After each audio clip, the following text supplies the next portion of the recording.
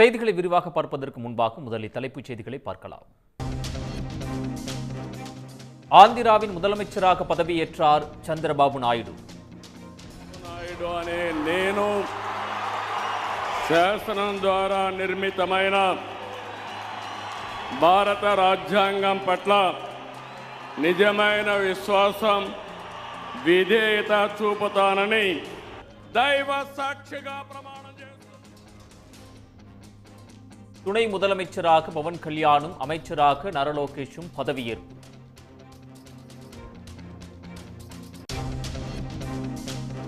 தமிழ்நாடு பாஜகவில் நிலவும் உட்கட்சி பூசல் குறித்து அதிருப்தியை வெளிப்படுத்திய அமித்ஷா. சந்திரபாபு நாயுடு பதவியேற்பு விழாவில் தமிழிசையை அழைத்து காட்டம்.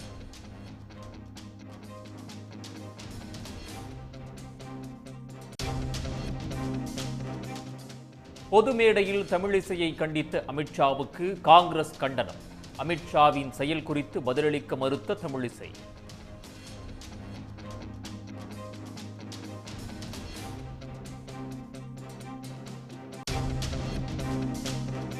நீட் தேர்வு முறைகேட்டிற்கு எதிராக உச்சநீதிமன்றத்தில் மேலும் ஒரு வழக்கு.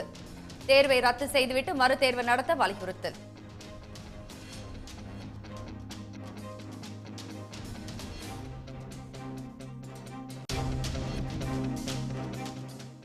எந்த தொகுதி எம்பியாக தொடர்வது என மக்களை கேட்டு முடிவு செய்வதாக ராகுல் காந்தி அறிவிப்பு.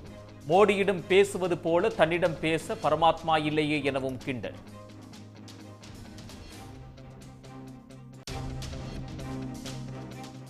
எடப்பாடி பழனிசாமியால் அதிமுக அழிந்து வருவதாக டிடிவி தினகரன் குற்றச்சாட்டு.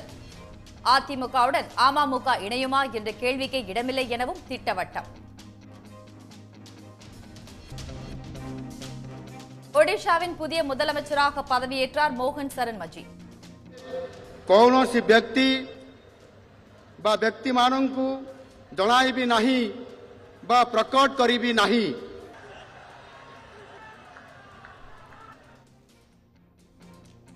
விழாவில் பிரதமர் மோடி, முன்னாள் முதலமைச்சர் நவீன் பட்நாயக் உள்ளிட்டோர் பங்கேற்பு. ஆந்திர மாநில முதலமைச்சராக சந்திரபாபு நாயுடு பதவியேற்றுக் கொண்டார். அம்மாநில துணை முதலமைச்சராக பவன் கல்யாண் பதவியேற்றுள்ளார். ஆந்திர சட்டப்பேரவை தேர்தலில் சந்திரபாபு நாயுடு தலைமையிலான தெலுங்கு தேசம் கட்சி 135 இடங்களை வென்று தனிப்பெரும்பான்மையுடன் மீண்டும் ஆட்சியை கைப்பற்றியுள்ளது. இதையடுத்து விஜயவாடாவின் கேசரப்பள்ளி ஐடி பூங்காவில் நடைபெற்ற பதவியேற்பு விழாவில் ஆந்திர முதலமைச்சராக 4வது முறையாக சந்திரபாபு நாயுடு பதவியேற்றார். அவருக்கு ஆளுநர் அப்துல் நசீர் பதவி பிரமாணம் செய்து வைத்தார். நாரா சந்திரபாபு நாயுடு அనే నేను శాసనం ద్వారా నిర్మితమైన భారత రాజ్యాంగం పట్ల నిజమైన విశ్వాసం విధేయత చూపుతానని భారతదేశ సార్వభౌమాధికారాన్ని సమగ్రతను కాపాడుతానని ఆంధ్రప్రదేశ్ రాష్ట్ర ముఖ్యమంత్రిగా నా కర్తవ్యాలను శ్రద్ధతో అంతఃకరణ శుద్ధితో నిర్వహిస్తానని భయం గాని పక్షపాతం గాని రాగద్వేషాలు గాని లేకుండా రాజ్యాంగాన్ని శాసనాలను అనుసరించి ప్రజలందరికీ న్యాయం చేకూరుస్తానని దైవ సాక్షిగా ప్రమాణం చేస్తున్నాను. சந்திரபாபு நாயுடுவை தொடர்ந்து நடிகரும் ஜனசேனா கட்சி தலைவருமான பவன் கல்யாண் துணை முதலமைச்சராக பதவியேற்றுக் கொண்டார். பதவியேற்புக்கு பிறகு தனது சகோதரரும் நடிகருமான சிரஞ்சீவியின் காலில் விழுந்து அவர் வாழ்த்து பெற்றார்.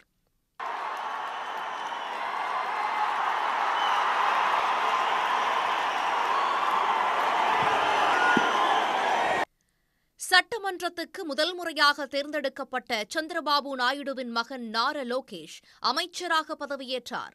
அவரை தொடர்ந்து தெலுங்கு தேசம், ஜனசேனா, பாஜக ஆகிய கட்சிகளைச் சேர்ந்த 24 அமைச்சர்கள் பதவியேற்றனர். பதவியேற்பு விழாவுக்கு சிறப்பு விருந்தினராக வந்திருந்த பிரதமர் மோடி முதலமைச்சர் சந்திரபாபு நாயுடுவை ஆரத் தழுவி வாழ்த்து தெரிவித்தார்.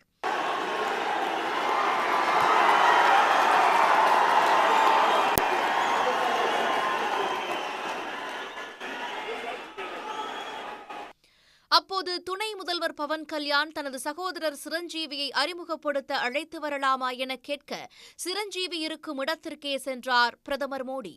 ஒரு கையால் பவன் கல்யாணை பிடித்து அழைத்துச் சென்ற அவர் இன்னொரு கையால் சிரஞ்சீவியை பிடித்துக் கொண்டு 2 கைகளை உயர்த்தி 2 பேரின் ரசிகர்களையும் உற்சாகப்படுத்தினார். தொடர்ந்து விழாவுக்கு சிறப்பு விருந்தினராக வந்திருந்த நடிகர் ரஜினியிடம் பிரதமர் மோடியை சந்திரபாபு நாயுடு அழைத்துச் சென்றார். அப்போது ரஜினிகாந்திடமும் நடிகர் பாலகிருஷ்ணாவிடமும் பிரதமர் மோடி நலம் விசாரித்தார். இந்த பதவியேற்பு விழாவில் பிரதமர் மோடி ஒன்றிய அமைச்சர்கள் அமித் ஷா, ஜே.பி. நட்டா, நடிகர்கள் ஜூனியர் NTR, அல்லு அர்ஜுன், முன்னாள் முதலமைச்சர் ஓ. பன்னீர்செல்வம் மற்றும் தேசிய ஜனநாயக கூட்டணி கட்சி தலைவர்கள் பங்கேற்றனர். இதனிடையே ஆந்திர மாநில முதலமைச்சராக பதவியேற்றுள்ள சந்திரபாபு நாயுடுவுக்கு முதலமைச்சர் மு.க.ஸ்டாலின் வாழ்த்து தெரிவித்துள்ளார். எக்ஸ் தளத்தில் அவர் விடுத்துள்ள பதிவில், சந்திரபாபு நாயுடு தலைமையிலான ஆட்சியில் ஆந்திர மாநிலம் வளர்ச்சி பெறட்டும் என கூறியுள்ளார். தமிழ்நாடு ஆந்திர மாநில வளர்ச்சிக்கு இணைந்து செயல்பட வருமாறும் சந்திரபாபு நாயுடுவுக்கு மு.க.ஸ்டாலின் அழைப்பு விடுத்துள்ளார். சந்திரபாபு நாயுடு பதவியேற்பு விழா மேடையில் தமிழிசை சவுந்தரராஜனிடம் தமிழ்நாடு பாஜகவில் நிலவும் உட்கட்சி பூசல் குறித்து அமித்ஷா அதிருப்தியை வெளிப்படுத்தியது அக்கட்சியில் பரபரப்பை ஏற்படுத்தியுள்ளது. ஆந்திர மாநிலம் விஜயவாடாவில் சந்திரபாபு நாயுடுவின் பதவியேற்பு விழா நடைபெற்றது. இதில் பாஜக தலைவர்களான அமித்ஷா, வெங்கையா நாயுடு, ஜே.பி. நட்டா, நிதின் கட்கரி உள்ளிட்டோர் கலந்து கொண்டனர். அப்போது மேடைக்கு வந்த தமிழிசை சவுந்தரராஜன் அமித்ஷா, வெங்கையா நாயுடு உள்ளிட்டோருக்கு வணக்கம் தெரிவித்து தனது இருக்கை நோக்கி செல்ல முயன்றார். அப்போது தமிழிசையை அழைத்த அமித்ஷா அவரிடம் தமிழ்நாடு பாஜகவில் நிலவும் உட்கட்சி பூசல் குறித்து அதிருப்தி தெரிவித்ததாக தெரிகிறது. மாநில தலைவர் அண்ணாமலை மற்றும் தமிழிசை ஆதரவாளர்கள் இடையிலான கருத்து மோதல் குறித்தும் அமித்ஷா அதிருப்தியுடன் பேசியதாக தெரிகிறது. அமித்ஷாவை தமிழிசை சமாதானப்படுத்துவது போல் விளக்கம் அளித்தாலும் அதனை ஏற்க மறுத்து தலை அசைத்த அமித்ஷா விரல்களை அசைத்தபடி கோபத்துடன் தனது அதிருப்தியை வெளிப்படுத்தினார். இந்த காணொலி வெளியாகி பாஜகவினர் மத்தியில் பரபரப்பை ஏற்படுத்தியுள்ளது. சந்திரபாபு நாயுடு பதவியேற்பு விழா மேடையில் அமித்ஷா தமிழிசை கண்டித்த சம்பவத்திற்கு சமூக வலைதளங்களில் பல்வேறு தரப்பினரும் கண்டனம் தெரிவித்து வருகின்றனர். கேரள காங்கிரஸ் தனது எக்ஸ் சமூக வலைதள பக்கத்தில் வெளியிட்ட கண்டன பதிவில் பெண்களை அவமதிக்கும் பாஜகவின் கலாச்சாரத்தை அமித்ஷா பிரதிபலிப்பதாக விமர்சித்துள்ளது. சுயமரியாதை உள்ளவராக இருந்தால் தக்க பதிலடி கொடுத்துவிட்டு பாஜகவில் இருந்து தமிழிசை விலகி இருக்க வேண்டும் என்றும் அந்த பதிவில் தெரிவிக்கப்பட்டுள்ளது. மருத்துவர் மற்றும் முன்னாள் ஆளுநரான தமிழிசை இதுபோன்ற அவமதிப்பை சகித்துக் கொள்ளக்கூடாது என்றும் கேரள காங்கிரஸ் கூறியுள்ளது. நீட் தேர்வை ரத்து செய்து மறுதேர்வு நடத்தக்கோரி உச்சநீதிமன்றத்தில் மேலும் ஒரு வழக்கு தொடரப்பட்டுள்ளது. அண்மையில் நடந்து முடிந்த இளநிலை மருத்துவ படிப்பிற்கான நுழைவுத் தேர்வில் காணப்பட்ட குளறுபடிகள் மாணவர்கள் மத்தியில் கடுமையான எதிர்ப்பையும் அதிருப்தியும் ஏற்படுத்தியுள்ளது. இதனால் நடந்து முடிந்த நீட் தேர்வை ரத்து செய்ய கோரி பாதிக்கப்பட்ட மாணவர்கள் நீதிமன்றத்தில் வழக்கு தொடர்ந்தனர். தேசிய அளவில் பேசுபொருளாகியுள்ள இந்த விவகாரம் பரபரப்பை கிளப்பியுள்ள நிலையில் நீட் தேர்வுக்கு எதிராக மேலும் ஒரு வழக்கு உச்சநீதிமன்றத்தில் தொடரப்பட்டுள்ளது. அந்த மனுவில் நீட் தேர்வில் 1500 பேருக்கு கருணை மதிப்பெண் வழங்கியதில் முறைகேடு நடந்திருப்பதாகவும் இதனால் தேர்வை ரத்து செய்து மறுதேர்வு நடத்த வேண்டும் என்றும் தெரிவிக்கப்பட்டுள்ளது. மேலும் நீட் வினாத்தாள் கசிவு தொடர்பாக பீகாரில் 14 பேர் கைது செய்யப்பட்டது குறித்து டிஜிபி விரிவாக அறிக்கை அளிக்க உத்தரவிடக் கோரியும் ஓய்வு பெற்ற உச்சநீதிமன்றம் அல்லது உயர்நீதிமன்ற நீதிபதிகள் தலைமையில் குழு அமைத்து விசாரணை நடத்தவும் அந்த மனுவில் கோரிக்கை விடுக்கப்பட்டுள்ளது. மக்களவைத் தேர்தலில் பதிவான வாக்குகளுக்கும் எண்ணப்பட்ட வாக்குகளுக்கும் இடையிலான வேறுபாடு சர்ச்சையை ஏற்படுத்தியுள்ளது. குறிப்பாக 140 தொகுதிகளில் பதிவான வாக்குகளை விட அதிகமான வாக்குகள் எண்ணப்பட்டிருப்பது பல்வேறு கேள்விகளை எழுப்பியுள்ளது. 2024 மக்களவைத் தேர்தலில் பெரும்பாலான தொகுதிகளிலும் பதிவான வாக்குகளுக்கும் எண்ணப்பட்ட வாக்குகளுக்கும் இடையே வேறுபாடு இருப்பது அதிர்ச்சியை ஏற்படுத்தியுள்ளது. குறிப்பாக 140 மக்களவை தொகுதிகளில் பதிவான வாக்குகளை விட அதிகமான வாக்குகள் எண்ணப்பட்டிருப்பது சர்ச்சையை ஏற்படுத்தியுள்ளது. இந்த வித்தியாசம் 2 வாக்குகள் முதல் 3811 வாக்குகள் வரை உள்ளதாக தகவல்கள் வெளியாகியுள்ளன. மராட்டியத்தின் மும்பை வடமேற்கு தொகுதியில் 48 வாக்கு வித்தியாசத்தில் மட்டுமே ஏக்நாத் ஷிண்டே சிவசேனா கட்சியின் வேட்பாளர் வெற்றி பெற்றுள்ள நிலையில் அங்கு பதிவானதை விட 2 வாக்குகள் கூடுதலாக எண்ணப்பட்டுள்ளன. ராஜஸ்தானின் ஜெய்ப்பூர் புறநகர் தொகுதியில் பாஜக வேட்பாளர் 1615 வாக்கு வித்தியாசத்தில் வெற்றி பெற்றுள்ள நிலையில் 852 வாக்குகள் கூடுதலாக எண்ணப்பட்டுள்ளன. பாஜக வேட்பாளர் 1884 வாக்கு வித்தியாசத்தில் வெற்றி பெற்றுள்ள சத்தீஸ்கரின் கான்கேர் தொகுதியில் 950 வாக்குகள் அதிகமாக எண்ணப்பட்டுள்ளன. உத்தரப்பிரதேசத்தின் ஃபரூகாபாத் தொகுதியில் 2678 வாக்கு வித்தியாசத்தில் பாஜக வேட்பாளர் வெற்றி பெற்றுள்ள நிலையில் 460 வாக்குகள் அதிகமாக எண்ணப்பட்டுள்ளன. அசாம் மாநிலத்தில் பாஜக 18,360 வாக்குகள் வித்தியாசத்தில் வெற்றி பெற்ற கரீம்கஞ்ச் தொகுதியில் 3,811 வாக்குகள் அதிகமாக எண்ணப்பட்டுள்ளன.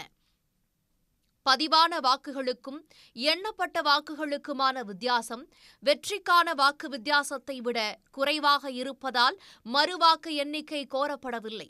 ஆனால் வெற்றிக்கான வாக்கு வித்தியாசத்தில் சுமார் 50% அளவுக்கு வாக்குகள் அதிகரித்திருப்பது தேர்தல் நடைமுறைகள் குறித்த கேள்விகளை எழுப்பியுள்ளதாக அரசியல் விமர்சகர்கள் தெரிவிக்கின்றனர். எப்படி 140 தொகுதிகளில் அதிகமான வாக்குகள் எண்ணப்பட்டுள்ளனவோ அதேபோல பல தொகுதிகளில் பதிவான வாக்குகளின் எண்ணிக்கை குறைந்துள்ளதும் நடைபெற்றுள்ளது. தமிழ்நாட்டில் திருவள்ளூர் தொகுதியில் 16,791 வாக்குகள் குறைவாக எண்ணப்பட்டுள்ளன.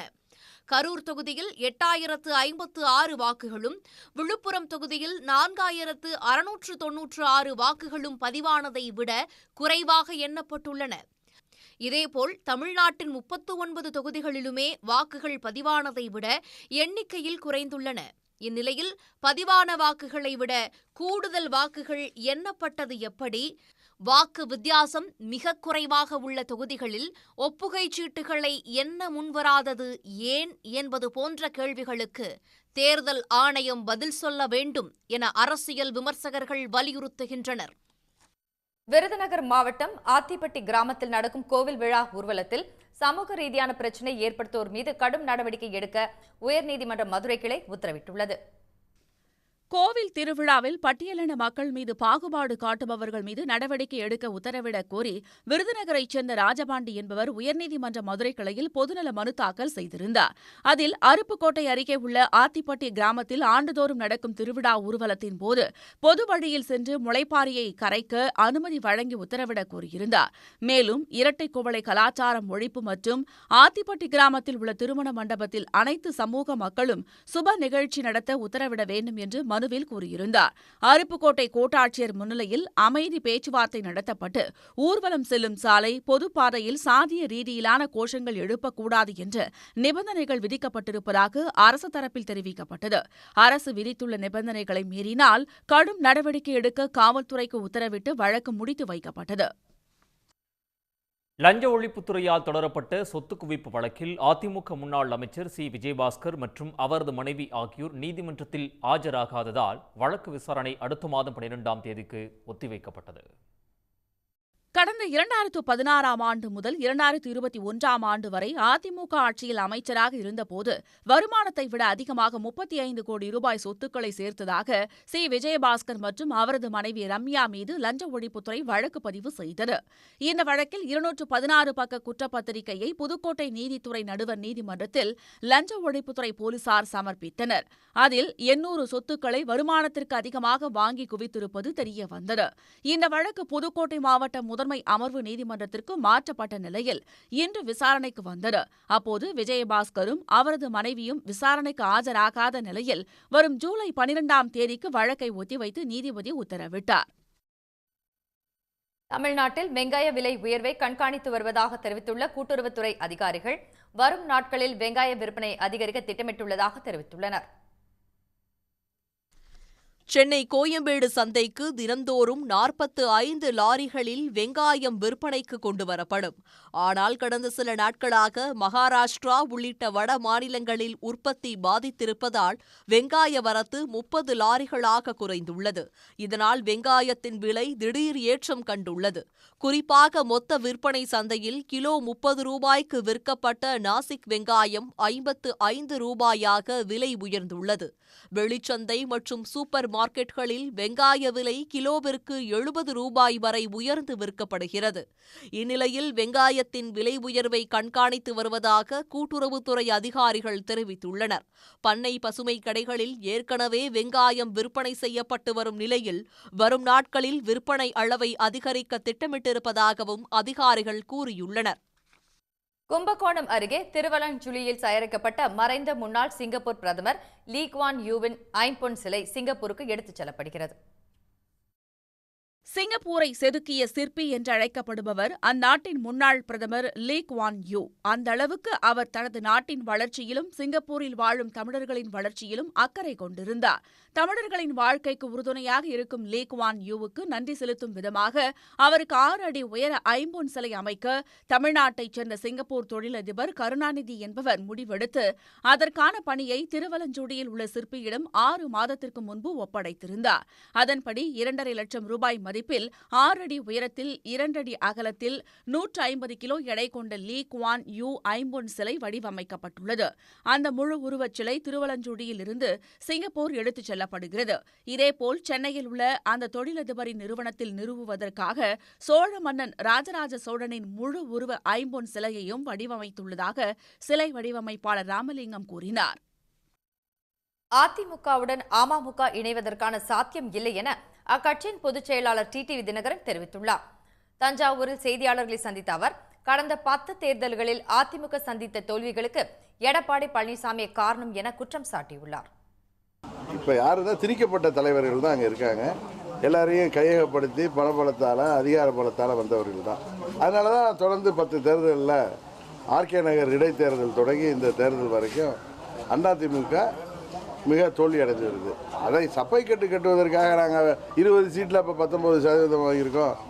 இப்போ 34 சீட்லேயும் அதே சதவீதம் வாங்கி அதை விட கம்மியாக வாங்கிட்டு நீங்கள் அந்த 20 தொகுதிகளெல்லாம் அப்போ என்ன வாக்கு வாங்கினா 33% எடுத்திருக்காங்க. இப்போ அங்கேனா 20% தான் எடுத்திருக்காங்க. எதுக்கு அவங்களுக்கு குத்தி காட்டுறேன்னா அவர்களுடைய தவறை அவர்கள் உணர்ந்து திருந்தினால்தான் அம்மாவுடைய இயக்கம் பலப்படும். உடனே சில பேர் நீங்கள் கேட்பீங்க, நீங்கள் அதில் இணைவீங்களான்னு கேட்டீங்க. அது ஒரு எண்ணம் எங்களுக்கு இல்லை. வேளாண் பட்ஜெட்டில் அறிவிக்கப்பட்ட மண்ணுயிர் காத்து மண்ணுயிர் காப்போம் திட்டத்தை முதலமைச்சர் மு.க. ஸ்டாலின் தொடங்கி வைத்துள்ளார். சென்னை தலைமைச் செயலகத்தில் வேளாண்மைத்துறை சார்பில் பல்வேறு திட்டங்கள் தொடங்கி வைக்கும் நிகழ்ச்சி நடைபெற்றது. இதில் 2 லட்சம் ஏக்கரில் பசுந்தாள் உரம் பயிரிடும் வகையில் 20 கோடி ரூபாய் நிதி ஒதுக்கீட்டில் 4000 மெட்ரிக் டன் பசுந்தாள் உர விதைகளை விவசாயிகளுக்கு விநியோகம் செய்யும் முதலமைச்சரின் மண்ணுயிர் காத்து மண்ணுயிர் காப்போம் திட்டம் தொடங்கப்பட்டது. இந்த திட்டத்தை முதலமைச்சர் மு.க. ஸ்டாலின் தொடங்கி வைத்தார்.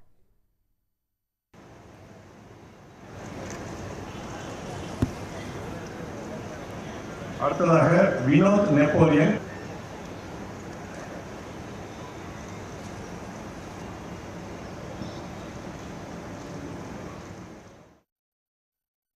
இதைத் தொடர்ந்து வேளாண்மை பொறியியல் துறை சார்பில் குறைந்த வாடகையில் விவசாயிகளின் பயன்பாட்டிற்காக டிராக்டர்கள், கொத்து கலப்பைகள் மற்றும் ரோட்டவேட்டர்களை வழங்கிய முதலமைச்சர் மு.க. ஸ்டாலின் கிராமப்புற இளைஞர்களுக்கான பயிற்சி டிராக்டர்களையும் கொடியசைத்து தொடங்கி வைத்தார்.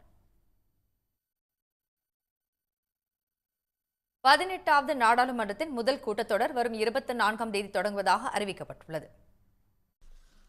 மக்களவைத் தேர்தலில் தேசிய ஜனநாயக கூட்டணியில் பாஜக 240 இடங்களிலும் இதர கட்சிகள் 53 இடங்களிலும் வெற்றி பெற்ற நிலையில் கூட்டணி கட்சிகளின் ஆதரவுடன் பாஜக ஆட்சி அமைத்துள்ளது. இந்தியா கூட்டணி கட்சிகள் 234 இடங்களை பிடித்தன. இந்தியா கூட்டணியில் காங்கிரஸ் 99 இடங்களில் வெற்றி பெற்றுள்ள நிலையில் சுயேட்சை எம்பிக்களான முகமது ஹனீபா, விஷால் பாட்டீல், பப்பு யாதவ் ஆகியோர் அக்கட்சிக்கு தங்களது ஆதரவை தெரிவித்துள்ளனர். இதனால் இந்தியா கூட்டணியின் பலம் 237ஆக அதிகரித்துள்ளது. மேலும் மேற்குவங்க பாஜக எம்பிக்கள் 3 பேர் தங்களுடன் தொடர்பில் இருப்பதாக கூறியுள்ள திரிணாமுல் காங்கிரஸ் மாநிலங்களவை எம்பி சாகேட் கோகலே, அவர்கள் வந்தவுடன் இந்தியா கூட்டணியின் பலம் 240ஆக அதிகரிக்கும் என்றும் பாஜகவின் பலம் 237ஆக குறையும் என்றும் கூறியுள்ளார். இந்நிலையில் 18வது மக்களவையின் முதல் கூட்டத்தொடர் வரும் 24ஆம் தேதி தொடங்குவதாக நாடாளுமன்ற விவகாரத்துறை அமைச்சர் கிரண் ரிஜிஜூ கூறியுள்ளார். முதல் 3 நாட்கள் எம்பிக்கள் பதவியேற்பு மற்றும் மக்களவை தலைவர் தேர்வு ஆகிய அலுவல்கள் நடைபெறுகின்றன. 27ஆம் தேதி இரு அவைகளின் கூட்டத்தில் குடியரசுத் தலைவர் திரௌபதி முர்மு உரையாற்றுகிறார். குடியரசுத் தலைவர் உரைக்கு நன்றி தெரிவிக்கும் தீர்மானத்தின் மீதான விவாதங்கள் நடைபெற்ற பிறகு ஜூலை 3ஆம் தேதி கூட்டத்தொடர் நிறைவு பெறுகிறது. மாநிலங்களவை கூட்டத்தொடர் 27ஆம் தேதி தொடங்கி ஜூலை 3ஆம் தேதி வரை நடைபெறுகிறது. இந்த கூட்டத்தில் பலம் வாய்ந்த எதிர்க்கட்சிகள் ஆளும் கட்சிக்கு கடும் நெருக்கடி அளிக்கும் என்றும் எதிர்பார்க்கப்படுகிறது. நடப்பு நிதியாண்டின் முதல் 2 மாதங்களில் இந்தியாவில் இருந்து $2 பில்லியன் மதிப்புள்ள ஐபோன்கள் ஏற்றுமதி செய்யப்பட்டுள்ளன. உலகின் முன்னணி டெக் ஜாம்பவானான ஆப்பிள் நிறுவனம் இந்தியாவில் தனது கால் தடத்தை வலுவாக பதிப்பில் அதிக ஆர்வம் காட்டி வருகிறது. இந்தியாவில் சொந்தமாக ஐபோன் தயாரிக்க தொழிற்சாலையும் நிறுவியதுடன் தங்களது கருவிகளை உற்பத்தி செய்வதிலும் அதிக ஆர்வத்துடன் செயல்பட்டு வருகிறது. இந்நிலையில் நடப்பு நிதியாண்டில் ஏப்ரல் முதல் மே மாதம் வரையிலான $2 பில்லியனுக்கும் அதிகமான, அதாவது 1,67,000 கோடி ரூபாய் மதிப்புள்ள ஐபோன்கள் ஏற்றுமதி செய்யப்பட்டுள்ளதாக தெரிவிக்கப்பட்டுள்ளது. $2.6 பில்லியன் மதிப்பிலான ஐபோன்கள் ஏற்றுமதி என்பது நாட்டின் மொத்த உற்பத்தியில் 81% ஆகும். நடப்பு நிதியாண்டில் மொத்த ஐபோன்களில் 65% சென்னை அருகே உள்ள ஆலையில் ஃபாக்ஸ்கான் நிறுவனம் தயாரிக்கிறது. சென்னை அருகே பெகட்ரான் அமைத்துள்ள ஆலையில் 11% ஐபோன்களும், வெஸ்ட்ரான் ஆலையில் 24% ஐபோன்களும் தயாரிக்கப்படுகின்றன. ரயில்களின் முன்பதிவு பெட்டிகளை முன்பதிவு செய்யாத பயணிகள் ஆக்கிரமிக்கும் விவகாரத்தில் ரயில்வே துறைக்கு திமுக எம்பி தயாநிதி மாறன் கடும் கண்டனம் தெரிவித்துள்ளார். தமிழ்நாட்டிலிருந்து வடமாநிலங்கள் செல்லும் ரயில்களின் முன்பதிவு பெட்டிகளில் முன்பதிவு செய்யாத பயணிகள் சிலர் ஏறிக்கொண்டு பிரச்சனை செய்வது தொடர் நிகழ்வாகவே உள்ளது. ஆனால் சென்னை சென்ட்ரல் ரயில் நிலையத்தில் செவ்வாய்க்கிழமை நடந்த நிகழ்வு கூடுதல் அதிர்ச்சியை ஏற்படுத்தியுள்ளது. சென்னை ஹவுரா அதிவிரைவு ரயிலின் முன்பதிவு பெட்டிகளை முன்பதிவு செய்யாத ஏராளமான பயணிகள் ஆக்கிரமித்ததால் கட்டுக்கடங்காத நெரிசல் ஏற்பட்டது. இதனால் முன்பதிவு செய்த பயணிகள் தங்களுக்கான பெட்டியில் ஏறக்கூட முடியாமல் தவித்ததோடு ரயிலையும் தவறவிட்டனர். ரயில்வே துறை சார்பில் ஒருவர் கூட தங்களுக்கு உதவ முன்வரவில்லை எனவும் பயணிகள் தங்கள் மனக்குமுறலை வெளிப்படுத்தினர். இதற்கு கடும் கண்டனம் தெரிவித்துள்ள திமுக எம்பி தயாநிதி மாறன் இந்த சம்பவத்தை அறிந்து அதிர்ச்சியடைந்ததாக தெரிவித்துள்ளார். ரயில் சேவையின் பரிதாப நிலையை விட ரயில்வே அமைச்சகத்தின் அலட்சிய போக்குதான் மிக மோசமானது என அவர் விமர்சித்துள்ளார். இதுபோன்ற சம்பவங்கள் தொடர்கதையாக உள்ளதாக குறிப்பிட்டுள்ள அவர், இது முன்பதிவு செய்த பயணிகளுக்கான அநியாயம் மட்டுமின்றி மிகப்பெரிய பாதுகாப்பு குறைபாடும் கூட என வேதனை தெரிவித்துள்ளார். சம்பவத்தன்று ஏன் உடனடி நடவடிக்கை எடுக்கப்படவில்லை என்பது குறித்து தெற்கு ரயில்வே விசாரிப்பதோடு இதுபோன்ற வழித்தடங்களில் தொழிலாளர்களின் திண்டாட்டத்தை போக்கும் வகையில் கூடுதல் ரயில்களை இயக்க வேண்டும் என அவர் வலியுறுத்தியுள்ளார். ரயில் நிலையங்களை நவீனமயமாக்குவது, பாதுகாப்பு அம்சங்களை மேம்படுத்துவதோடு பயணிகளின் தேவை மற்றும் நெரிசலை கருத்தில் கொண்டு முன்கூட்டியே நடவடிக்கை எடுப்பதில் ரயில்வே அமைச்சகம் கவனம் செலுத்த வேண்டும் என தயாநிதி மாறன் கேட்டுக்கொண்டுள்ளார். திமுக காங்கிரஸ் கூட்டணி கொள்கை சார்ந்த கூட்டணியே தவிர சந்தர்ப்பவாத கூட்டணி அல்ல என தமிழ்நாடு காங்கிரஸ் மாநில தலைவர் செல்வ பெருந்தகை கூறியுள்ளார். இதுகுறித்து அவர் வெளியிட்டுள்ள அறிக்கையில், கடந்த 2003 தொடங்கிய இக்கூட்டணி ஒரு தேர்தலை தவிர அனைத்து தேர்தல்களிலும் கூட்டணியாகவே தேர்தல் களத்தை சந்தித்திருக்கிறோம் என்றும், எஃகு கோட்டை போல் இருக்கும் கூட்டணியில் குழப்பத்தை ஏற்படுத்த எவர் முயற்சித்தாலும் அது நிச்சயம் நிறைவேறாது என்றும் குறிப்பிட்டுள்ளார். வெளிப்படைத்தன்மையோடு நடந்த பொதுக்குழு கூட்டத்தில் பேசிய கருத்துக்களை சில ஊடகங்கள் திரித்து வெளியிட்டிருப்பதாக கூறியுள்ள செல்வ பெருந்தகை, காங்கிரஸ் செயற்குழுவில் திமுகவை விமர்சிக்கவில்லை என கூறியுள்ளார். மேலும் முதலமைச்சர் மு.க.ஸ்டாலின் மீது மிகுந்த மதிப்பு வைத்துள்ளதாகவும் அவர் தெரிவித்துள்ளார். தமிழகத்தில் பாஜக காலூன்ற முடியாமல் இருப்பதற்கு ராகுல் காந்தி, மு.க.ஸ்டாலின் என இரு தலைவர்களிடையே இருக்கிற கொள்கை சார்ந்த இணக்கமான உறவுதான் காரணம் என்றும் செல்வ பெருந்தகை குறிப்பிட்டிருக்கிறார். திருவண்ணாமலை அருகே திரௌபதியம்மன் அக்னி வசந்த விழாவில் துரியோதனன் படுகளம் விமரிசையாக நடைபெற்றது. துரிஞ்சாபுரம் அருகே கமலாபுத்தூர் கிராமத்தில் பழமை வாய்ந்த திரௌபதி அம்மன் அக்னி வசந்த விழா கடந்த 20 நாட்களுக்கு முன்பு கொடியேற்றத்துடன் தொடங்கியது. பாரத சொற்பொழிவு மற்றும் இரவு நேரங்களில் மகாபாரத கதையில் வரும் தெருக்கூத்து நாடகங்கள் என தினம்தோறும் விழா நடைபெற்று வந்த நிலையில் முக்கிய நிகழ்ச்சியான துரியோதனன் படுகளம் கோவிலுக்கு பின்புறம் தத்ரூபமாக நடத்தப்பட்டது. இதற்காக துரியோதன பொம்மை தயார் செய்யப்பட்டு பாஞ்சாலி சபதம் நிகழ்வையும் துரியோதனனை வதம் செய்யும் காட்சியும் தத்ரூபமாக நிகழ்த்தப்பட்டது.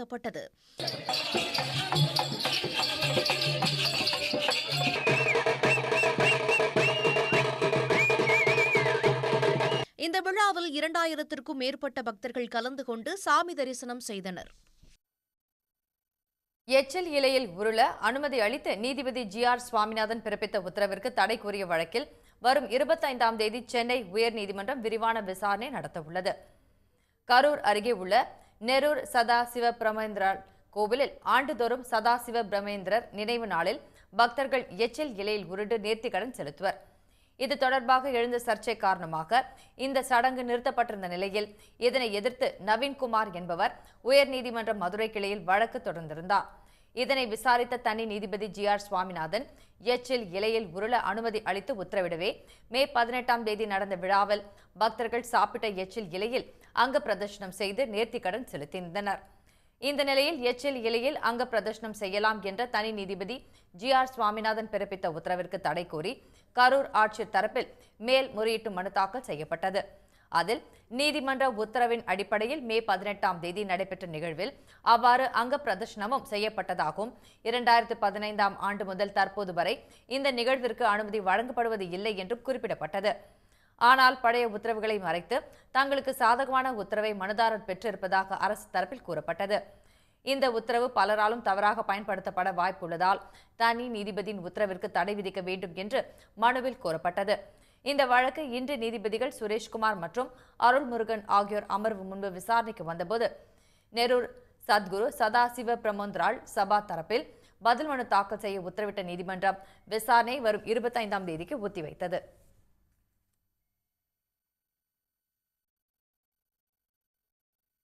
தமிழ்நாடு சட்டமன்ற கூட்டத்தொடர் ஜூன் 20 முதல் ஜூன் 29ஆம் தேதி வரை நடைபெறும் என பேரவைத் தலைவர் அப்பாவு தெரிவித்துள்ளார். தமிழ்நாடு தலைமைச் செயலகத்தில் பேரவைத் தலைவர் அப்பாவு தலைமையில் அலுவல் ஆய்வுக்குழு கூட்டம் நடைபெற்றது. அதில் மானிய கோரிக்கைக்கான சட்டப்பேரவை கூட்டத்தை ஜூன் 20ஆம் தேதி தொடங்கி 29ஆம் தேதி வரை நடத்த முடிவு செய்யப்பட்டது. பொதுவாக சட்டப்பேரவை கூட்டத்தொடர் காலை 10 மணிக்கு தொடங்கும் நிலையில் இம்முறை காலை 10 மணிக்கு பதிலாக காலை 9:30 மணிக்கு கூடும் என அப்பாவு தெரிவித்துள்ளார். 22ஆம் தேதி முதல் தொடர்ந்து ஞாயிற்றுக்கிழமை அல்லாத நாட்களில் 29ஆம் தேதி வரை தொடர்ந்து நடைபெறும். இடையில் ஞாயிற்றுக்கிழமை மட்டும் கிடையாது. காலை 9:30 மணிக்கு சட்டமன்ற கூட்டத்தொடர் ஆரம்பித்து நண்பகல் 1:30 மணி வரையும், பின் மாலை 5 மணிக்கு ஆரம்பித்து இரவு 8 மணி வரையும் சட்டமன்ற கூட்டத்தொடர் நடைபெறும். கிட்டத்தட்ட கடைசி நாள் 29ஆம் தேதி மட்டும் காலை மட்டும் இருக்கும், மாலை இருக்காது. மற்ற நாட்களெல்லாம் மாலையும் காலையும் இருக்கும். கிட்டத்தட்ட கணக்கு பண்ணி பார்த்தா 16 அமர்வுகளுக்குரிய நேரப்படி சட்டமன்றம் கூடி விவாதிக்கப்பட்டு மானிய கோரிக்கைகள் மீது விவாதமும் வாக்கெடுப்பும் நடைபெறும். வரும் 20ஆம் தேதி தொடங்கும் கூட்டத்தொடரில் 29ஆம் தேதி வரை மானிய கோரிக்கைகள் மீது விவாதமும் வாக்கெடுப்பும் நடைபெற உள்ளது. நிறைவு நாளான 29ஆம் தேதி அரசினர் சட்ட முன்வடிவுகள் ஆய்வு செய்து நிறைவேற்றப்பட உள்ளன. விளவங்கோடு தொகுதி சட்டமன்ற உறுப்பினராக தாரகே கத்பர்ட் பதவியேற்றுக் கொண்டார். அவருக்கு பேரவைத் தலைவர் அப்பாவு பதவி பிரமாணம் செய்து வைத்தார். விளவங்கோடு தொகுதி எம்எல்ஏவாக இருந்த விஜயதரணி காங்கிரஸ் கட்சியிலிருந்து பாரதிய ஜனதா கட்சிக்கு தாவியதால் தனது எம்எல்ஏ பதவியை ராஜினாமா செய்திருந்தார். இதைத் தொடர்ந்து விளவங்கோடு தொகுதிக்கு நாடாளுமன்ற தேர்தலுடன் இடைத்தேர்தல் நடத்தப்பட்டது. இந்த தேர்தலில் காங்கிரஸ் சார்பில் போட்டியிட்ட தாரகை கத்பர்ட் வெற்றி பெற்று சட்டமன்ற உறுப்பினரானார். இதைத் தொடர்ந்து சென்னை தலைமைச் செயலகத்தில் உள்ள சபாநாயகர் அறையில் விளவங்கோடு தொகுதி சட்டமன்ற உறுப்பினராக தாரகை கத்பர்ட் பதவியேற்றுக் கொண்டார். முதலமைச்சர் மு.க.ஸ்டாலின் முன்னிலையில் சபாநாயகர் அப்பாவு அவருக்கு பதவி பிரமாணம் செய்து வைத்தார்.